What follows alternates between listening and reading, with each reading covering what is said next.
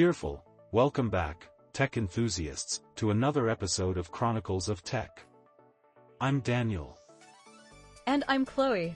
We're here to unravel the mysteries and marvels of the digital world, one bite at a time. Leaning in, okay, Chloe, before we dive into today's mind-bending topic, let's give our listeners a little puzzle to ponder. Ooh, I love a good riddle. Hit me. Alright.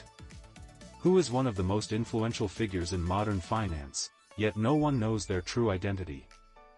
Enthusiastically, I'm thinking, a top-secret government agent? Laughs, close, but not quite. The answer is Satoshi Nakamoto. Gasps, the mysterious creator of Bitcoin. I should have known. Smirking, gotcha. But here's the kicker, folks, stay tuned until the end of this episode, where we'll try to reveal not just who Satoshi might be, but why their identity remains such a tightly held secret. If I had a Bitcoin for every time I've heard, who is Satoshi? I'd probably have, well, a lot of Bitcoin. Steering the conversation. So, Chloe, Bitcoin has shaken the financial world to its core. But let's set the stage a bit. When did Bitcoin come onto the scene, and who is this enigmatic Satoshi? Thoughtfully, yes. The revolutionary white paper was published back in 2008. A paper titled Bitcoin, a peer-to-peer electronic cash system. It laid out the framework for what would become the world's first decentralized cryptocurrency. Narrating, and the magic trick? Satoshi created a system where transactions could happen without needing a bank or government. Impressive. Absolutely. But here's the twist, Satoshi only really engaged with the Bitcoin community from 2008 to 2010. And then, poof. Like a digital ninja, they vanished. Exaggerated ninja sound, hiya. Laughs, exactly. Some people think Satoshi vanished to keep Bitcoin's philosophy of decentralization alive. Others believe it's because they didn't want to deal with the stress of being a tech rock star. I can't say I blame them.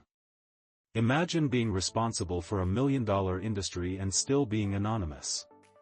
The pressure. Right? And it's not just about the stress. There's a lot of speculation around Satoshi's identity. Some people think it's a person, others think it's a group of people, maybe even a tech company.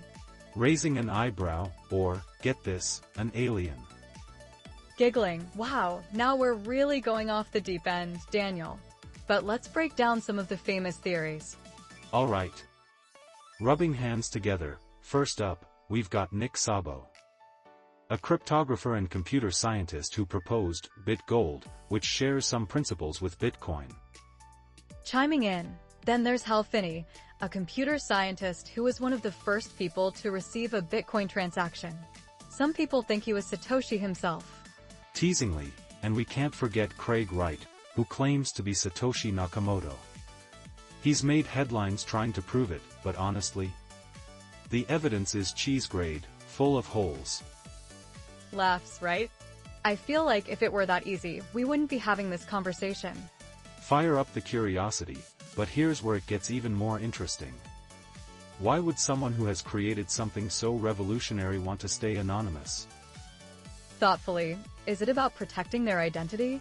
Or maybe they wanted to avoid the cult of personality that often surrounds tech innovators. Snapping fingers, exactly. Maybe they believed in their vision so much that they didn't want the focus to shift from the product to the person. And let's face it, in the world of tech, people love to build up personalities. Just look at Elon Musk or Jeff Bezos. Sometimes it's more distraction than it is a benefit. Smirking, or worse, sometimes it makes them targets. Eagerly, now, Daniel, tell us a little about how Bitcoin actually works. For the folks who may not know, it can't just be a gold coin that Satoshi keeps in his pocket, right? Laughing, can you imagine? Bitcoin mining used to be him in his basement with a pickaxe. But no, Bitcoin operates on a blockchain, a decentralized public ledger of all transactions.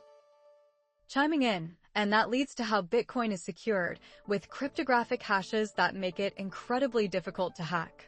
For practical purposes, it's as safe as your grandma's secret cookie recipe. Nodding, unless you accidentally make it public on the internet. rolling her eyes playfully, right? Or if your grandma somehow forgets where she wrote it down. Thoughtfully, here's a question for the audience. Is it important for us to know who Satoshi is, or is the technology itself what really matters? Pausing, that's something to mull over. Personally, I think the intrigue surrounding Satoshi's identity adds a layer of mythology to Bitcoin. It's like a modern-day treasure hunt. It really is. You've got this massive treasure hidden behind the anonymity of its creator. It keeps people invested, not just financially but also emotionally.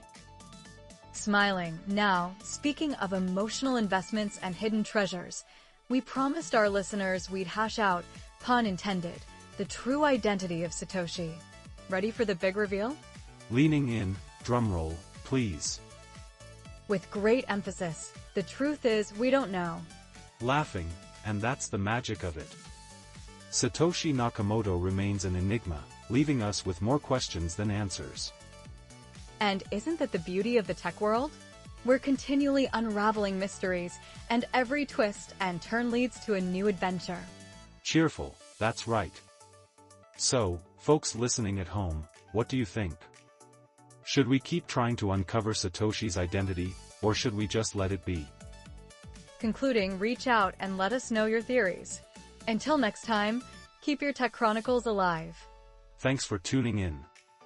Catch you all in the next episode.